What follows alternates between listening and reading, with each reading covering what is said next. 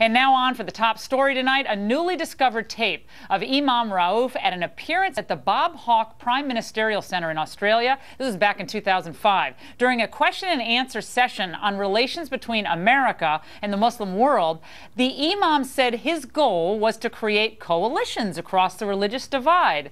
Then he said this. We tend to forget in the West that the United States has more Muslim blood on its hands than Al-Qaeda has on its hands of innocent non-Muslims. You may remember that the U.S.-led sanction against Iraq led to the death of over 500,000 Iraqi children. This has been documented by the United Nations. With us now is Liz Cheney. She's the co-founder of the group Keep America Safe. Liz will also be filling in for Sean Hannity in the next hour. It's great to see you, Liz. Thanks, look, this tape was so disturbing, and this from a man who worked for the Bush administration and part of a delegation in the State Department, and also this administration as a bridge builder, as someone who is supposed to talk about the American experience abroad to Muslims and encourage them to have a good view of America. How can you do that with his comments? Well, clearly neither we in the Bush administration nor the Obama administration vetted him enough. I mean, I know that's the issue for us. I'm not sure whether he was vetted for the Obama administration or not, but all you need to know about his views is what you just played in that clip. Anybody who actually believes that America has more blood on its hands than Al-Qaeda does is at best completely disconnected from reality.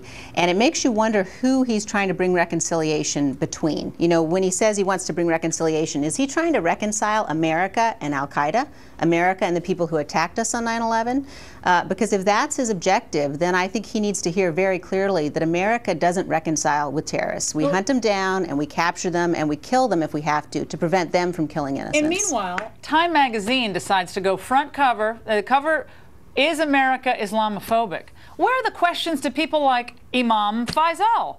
Are you phobic of the West? Are you Christophobic? I don't know what the question is, but he has to address the question of whether he still holds the belief that America has more blood on its hands than Al-Qaeda. Someone's got to ask him this question. Absolutely. And I think the other point that we need to make here is that America is the most tolerant nation on earth, the most tolerant nation that has ever existed. He's supposed to be making that point. Well, exactly, but that clearly isn't his message. And I think that when, you know, you've got the mainstream media like Time magazine suddenly deciding we're Islamophobic, it just flies in the face of the facts on the ground. And then people like Michael Bloomberg, who is the mayor of New York, a liberal, he calls himself a Republican, and he comes out and he's, you know, apparently fine with this. I mean, after hearing these statements, after the refusal of other project founders not to forswear money from Iran or Saudi Arabia on this project, how does Michael Bloomberg, in good conscience, say, well, this is just, we just have to let this be? Well, you know, I think that the mayor, and I think, frankly, the president ought to answer the question whether he believes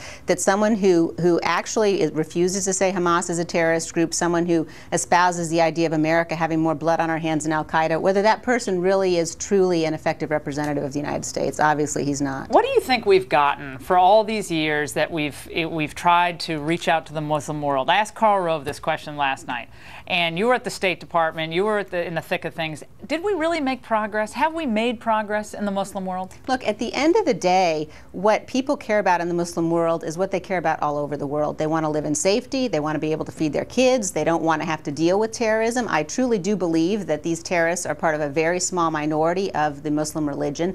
But the way that we convey our goodwill to those people is by having policies where they know we're going to stand up against our enemies and we will stand with our friends. And, you know, I think that the public diplomacy becomes a sidelight, frankly. I think it's our policies, our national security policies. Right. They got to know they can depend on us. And then we have Saudi Arabia yesterday, their court in Saudi Arabia, Sharia court, saying, well, we would have to do this eye for an eye thing, basically paralyzing a man who attacked another man, but that could actually kill him, so maybe we should reconsider that. But obviously, the Sharia law is brutal, it's repressive, and yet we do business with these countries. I guess we just have to, because that's the reality of the world. I mean, I think there's no question but that the Sharia is a brutal and oppressive form of law.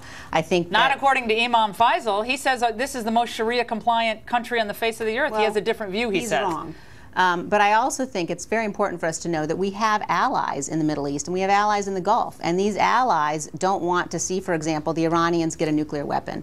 And I think it makes people in Riyadh and people in Abu Dhabi very nervous when they see this president walking away from our commitment to Israel, walking away from our commitment to stand up against an Iranian nuclear weapon. Now, I love the report card, the national security ratings that Keep America Safe had just released. Now, I'm noticing on this list, Liz, that every Democrat gets an F. Although, you know, Lieberman gets a B. Not everyone. Everyone on my list, Reid, Pelosi, well, I agree with you. They should get an F. Right. And Boehner gets an A, but Barney Frank, F, Chris Dodd, F, Schumer, F. Who's the worst of all the performers here? Well, I think you've got, you know, Reid and Pelosi certainly right at the top of the list in terms of the very worst. But this report card is based on 29 votes in the Senate, 27 votes in the House, looking at whether these people voted in a way that'll keep the nation safe and help us win the war. And I hope people will go to keepamericasafe.com and you can see all of the statistics and the material behind how we came up with these grades. Fantastic. We'll be watching it tonight. Thank you.